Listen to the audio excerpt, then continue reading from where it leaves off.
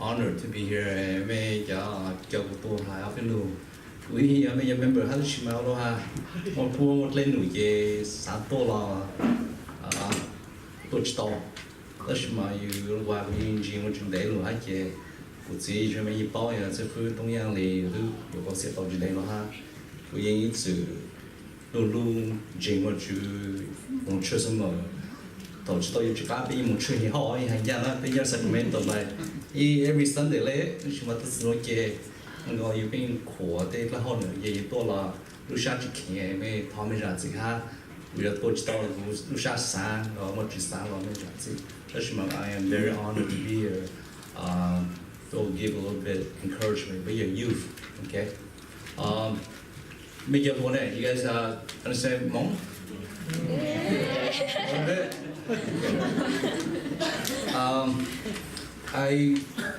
I'll give a few words of encouragement, okay? And I want you guys to be realistic and think about your future, okay? Like I said, I come from a family, Christian family, and my father was a pastor. I'm very poor. You know how ask seafood? So, income for a pastor is very small, You serve the Lord, but you have enough to go by, to live by. Growing up in a family of 9 people, it's hard. I grew up, I wouldn't say poor, okay? But remember, as a child, ask your parents, ask your grandfather, your grandmother. We all came here, they don't have any education. They're on welfare, mediocre jobs, minimum wage. I grew up poor.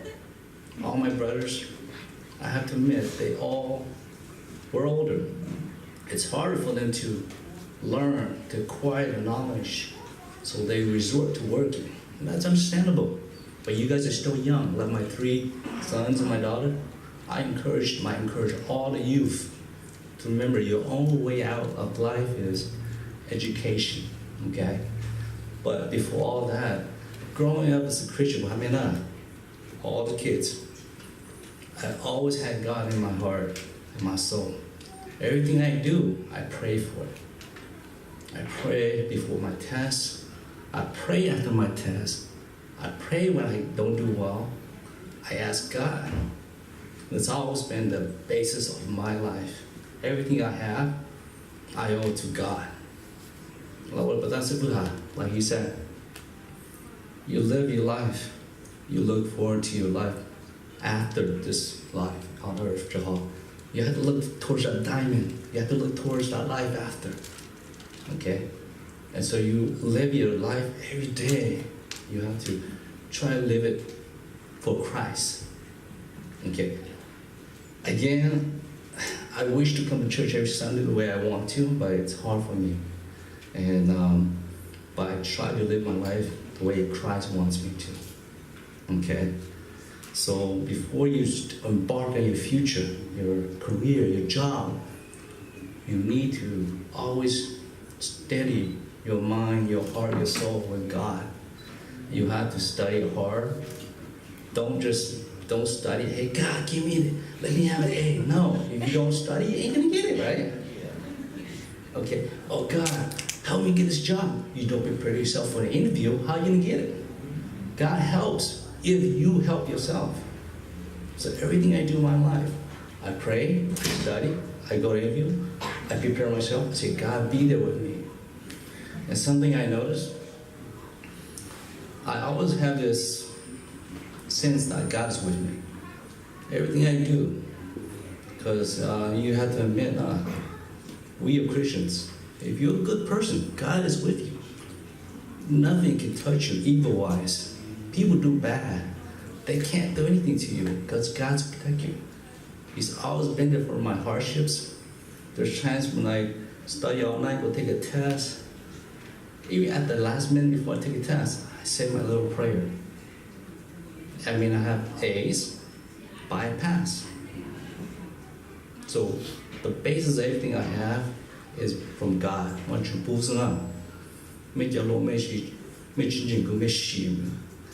You may come out good, but you're empty. Okay, so everything you do, you have to pray. Listen to your parents. Okay, they're gonna be your guide. Sometimes they may not have the, like they say, you guys grow up in this generation. You have the internet, peer pressure. Sometimes the older people don't understand you. There's other channels. Your brother, your cousin, me, church member. Maybe we all can help out, make you understand. And as a congregation, we are a family. If you guys ever have any question about anything, come ask me, okay? Like I said, God is the basis of everything I have, okay? But remember, you have to work for it. Just don't pray and win the lottery, okay? You have to work for it. Something I have to admit, there's hardships in my life. There's things that you wish you never did, but God was there for me. And I have to admit to everybody, I'm not the brightest. And people think that, to go through what I do, you have to be a genius. No. I put more work in studying. I put more time in studying. People go play football, soccer. Here I am in my little dinky apartment studying. You know what my favorite food is? Not me, it's not. Noodle. Stir-fried noodle. It's like 3-4 times a day. I mean, you were on student loans. I went through suffering, and I have to admit, with one thing I learned from my father and I, you guys have to remember, you have 5 to 10 years after high school, okay, to do something with your life. You can be a doctor, go to school for 10, 20 years. Sacrifice. 5 years, I did 5 years. Because I was so poor, I had to admit, I'm the kind of person who likes to have nice things. Oh, I see people who drive nice car, nice house. So as a child growing up poor, you want that. And you pray to God for it. And then my parents said, education, that's your only way out. So remember, education is your only way out. Remember, it doesn't have to be a doctor, engineer, the ones who may not have the capacity for it. You got mechanics, electricians, other manual jobs that you can have. You still bring in money, okay? And the biggest thing is what I tell my kids, and which I have learned over the years. Education, remember, gives you the knowledge to acquire a job, a career. Once you get that job, career, okay, you have money. Money gives you power over everything. You could go eat where you want, do what you want. That's power over your life. But remember, back to Jesus, God. Be humble. Okay? Remember to live for Christ. Always. You may have all this and you don't have Christ. It's kind of like the angel, Jesus is not with you. You're going to have all these issues come to you. And then he won't protect you. You understand? Even at work. Every day I deal with grumpy old white people. Oh man, they come up and say, Mr. Lee, I need this, I need that, I don't have money. I'll give you a few to get you by. Some they come up, they say, why isn't it ready? They start yelling, screaming, cussing you out. I go, you just want to lash back. You know what I mean? But some days I go, what would Jesus do? I'd step back. Okay? Hey, you'd step back. What would Jesus do? I get many times white people come back the next day or a month later. I'm so sorry, Mr. Lee. Or they even not cry. I'm a religious person. I can't believe that I did that to you. Sometimes when you're wrong, low pay, they do things to you. You have to think about, you didn't do that. What would you do? Do you yell back? Scream back? No. You have to say, hey, what would Jesus do? What would he do? So you have to live for Christ. Every day, every moment. Okay, well, how about that? You have to look forward to your life with Jesus everlasting. Our life on earth is just blinking an eye. But you make that blinking eye a good one or a bad one. And it goes back to education. You have to do well in this country. It's so competitive now compared to when I graduated. I was so dirt poor, I'll be honest with you. I did it in 5 years. No summer break. 4 years, no summer break. They made a 10-year program to a 5-year program. I had to suffer 5 years eating noodles, t-shirt, jeans. If I can do it, you guys can do it. I'm not gonna brag. I do make a lot. Like I said earlier, money gives you power over everything. But be humble, remember, live for Christ. I go on vacation, I eat what I want. I drink what I want. I want to rent a car, small, big, I do what I want. I do have to admit, my kids are really spoiled. Very spoiled.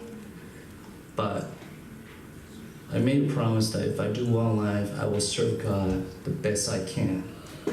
I give as much as I can. But the most important thing is, it's not about giving. It's about living your life the way Christ wants you. Okay? Because there's 3 verses in the Bible which I've learned over the years as a child. I don't want to reach you guys. And I try to live by these 3 rules which I give my kids. And you guys need to try to live by the rule, okay? 1 Peter chapter 1, chapter 5, verse 8 and 9. Very, very important. But that's back to what Sifu. Be sober and self-control. Be watchful.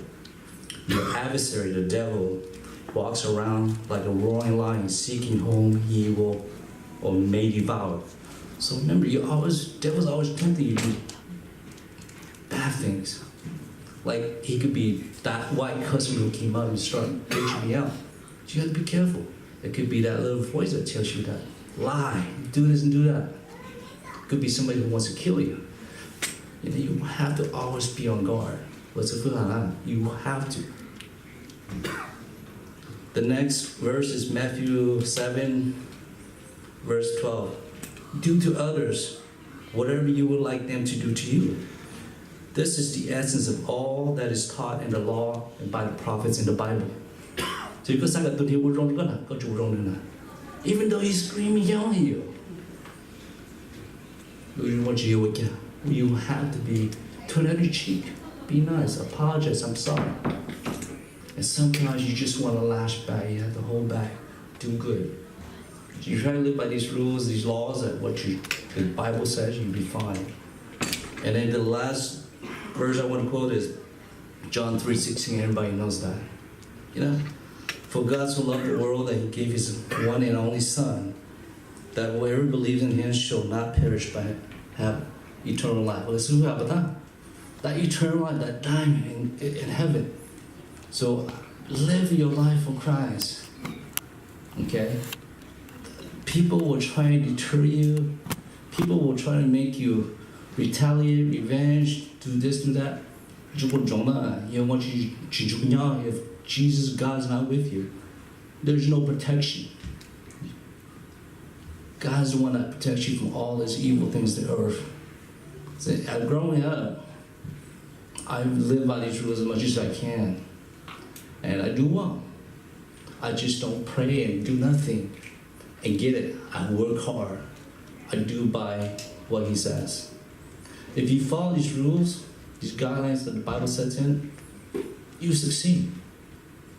But remember, education gives you a job. Job gives you money. Money gives you power in your life. But be humble. Live for Christ. And everything will fall in place. Okay? So I encourage all the youth. You guys really need to study. Again, it does not have to be doctor, mechanic, electrician. Because nowadays, it's so competitive now. You don't have to be the best, but you need God's help. Do the best you can. Have a good job, because I see nowadays kids just getting mediocre job by high school, and they work in minimum wage. In 20 years, they make what I make in 2 years. I mean, you want to be that 20-year person who stick to the same job and then you get laid off, or you get a good education. They cannot let you go when you're educated. You're a God-fearing person. You're a good person. No one will lay you off. They want to keep that person. If I'm employed, I want to keep someone who's good, solid, educated. And why do I want somebody who is, not educated, can't interact with other people, and always doing bad things?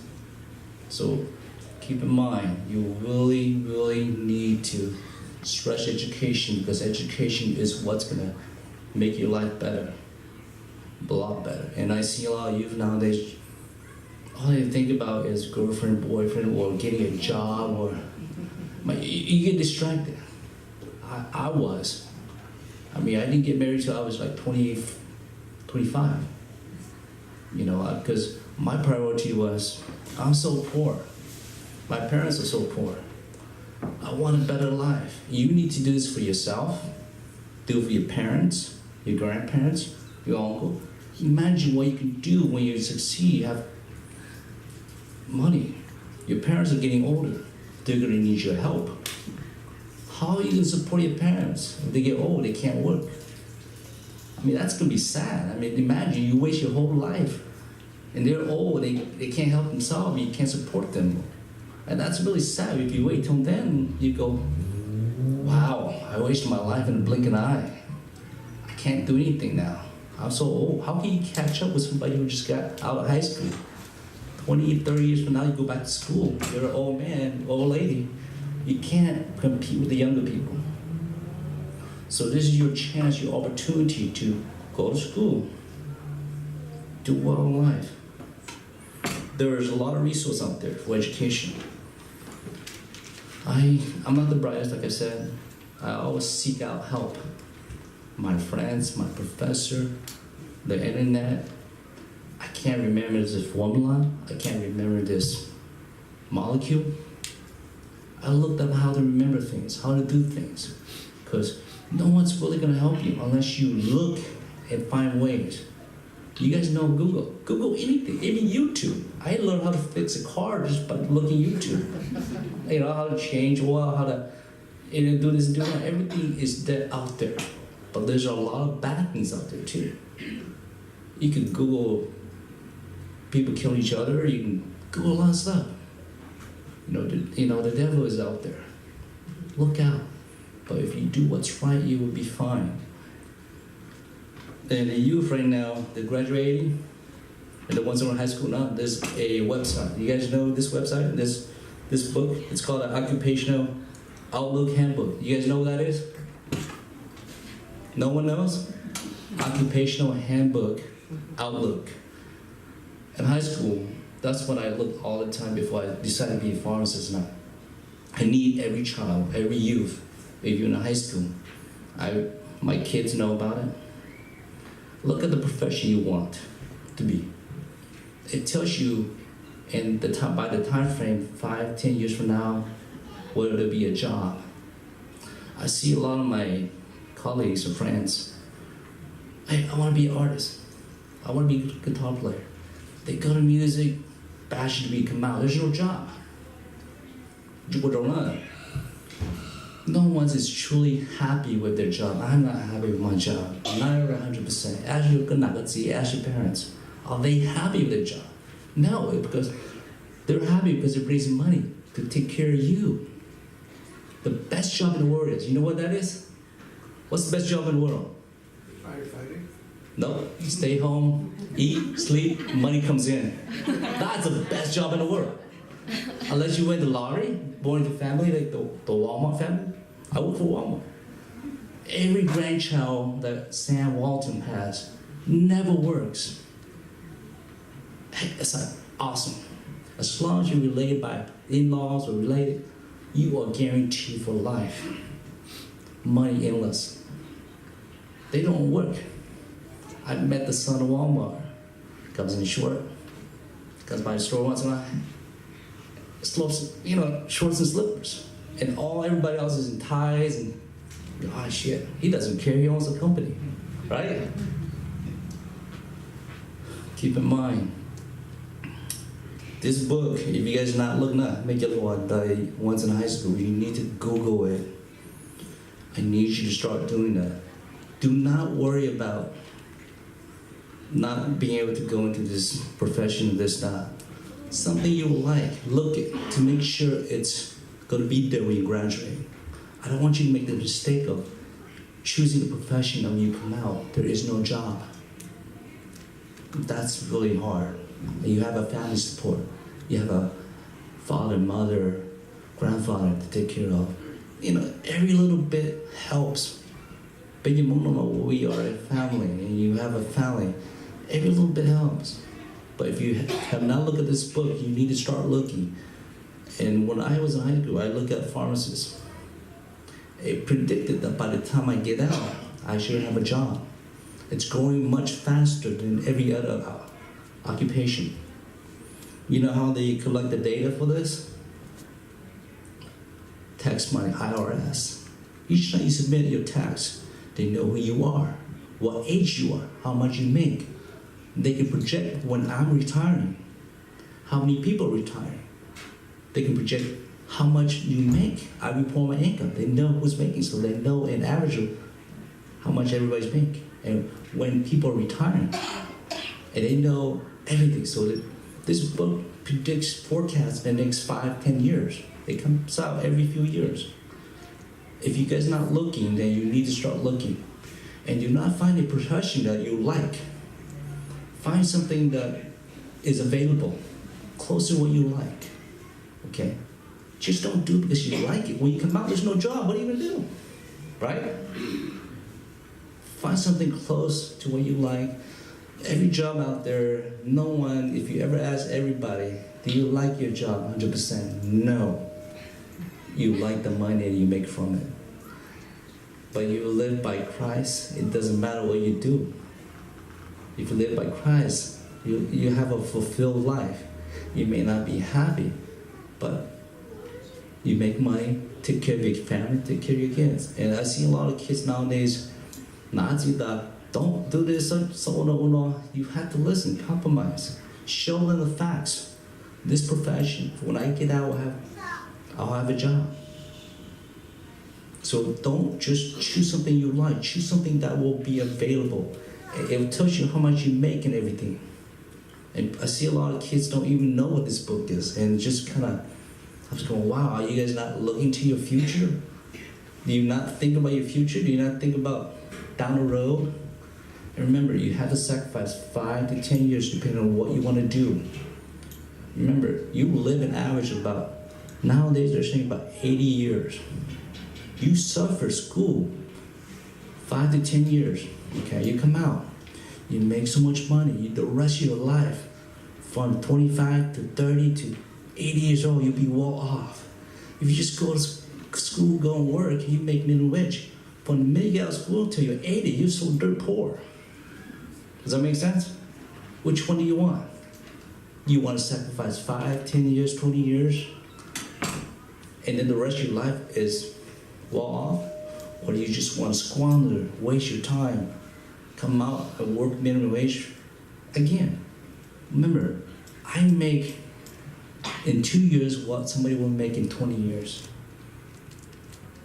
So I'm not bragging, but I need you to understand the facts.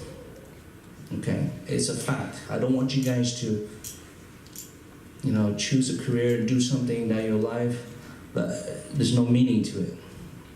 Imagine if you all do well, our church would be so awesome. We'll have professions.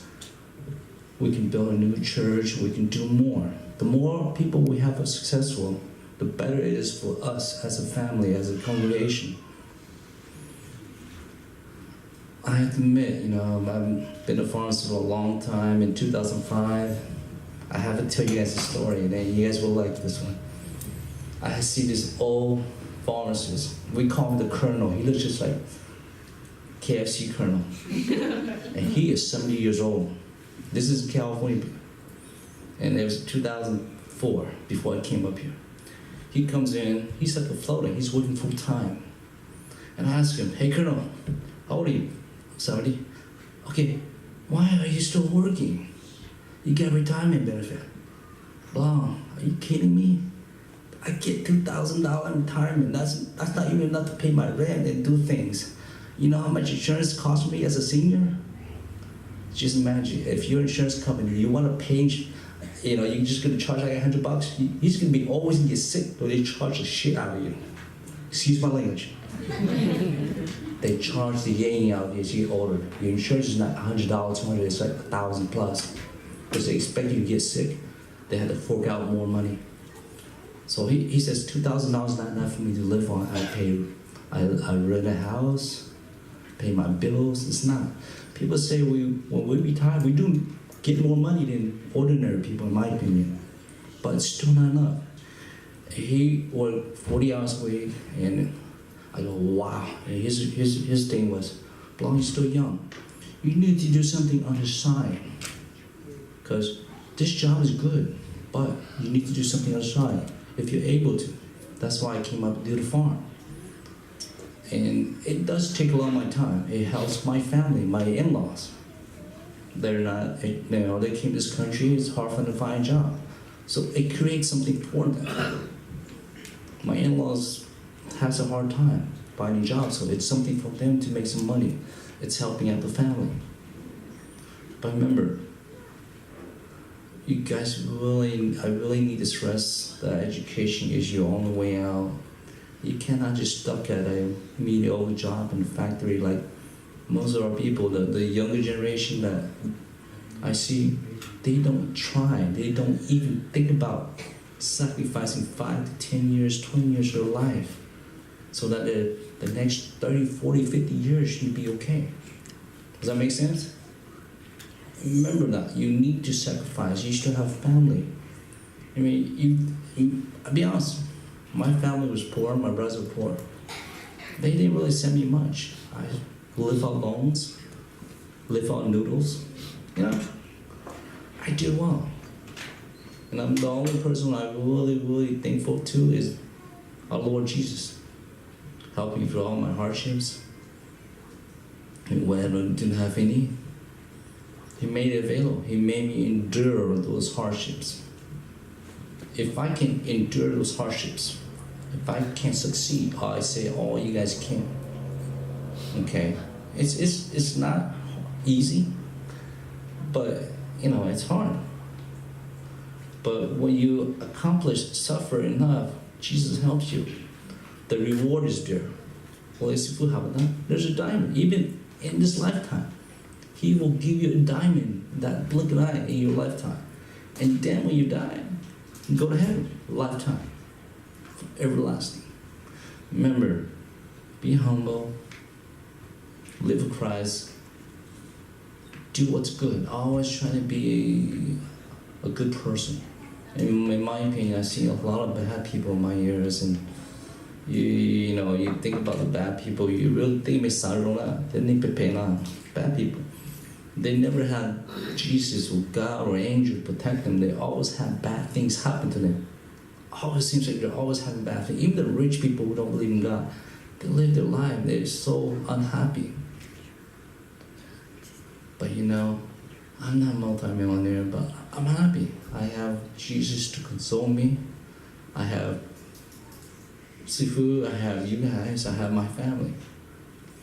But I really encourage you guys to really look at this book. This book, this occupational handbook. You need to look at that and think about what you want to do. If that book says in the next 5, 10 years when you graduate, there's no job, don't even consider it. And people are choosing the wrong career, the wrong job. They're coming out, they can't find a job. And the 3 biggest things that right now is going, that will always be, I discussed this with Sifu, but the energy, oil, solar, health field, doctors, nurse, and then technology, computer. It's maybe not something that you want to do, but it's better to have a job that brings in money than a job that doesn't. You will never be 100% happy with your job, but you have to be happy with what's out there. Look at this book. I encourage all you guys to look at it. You're in high school, graduate high school, you're embarking on your journey, and look at it.